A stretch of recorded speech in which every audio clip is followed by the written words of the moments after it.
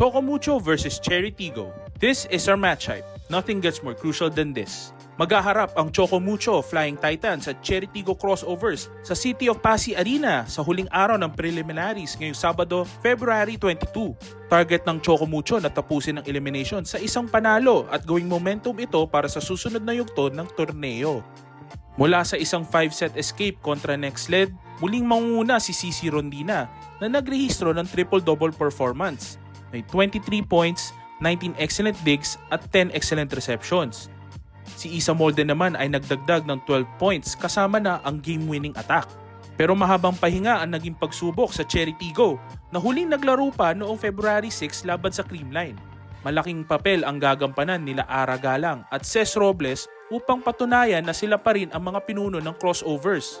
At ang tanong, makakabalik na ba sa lineup sina Aimee Hernandez at Risa Sato sa huling preliminary match ng Cherry Tigo?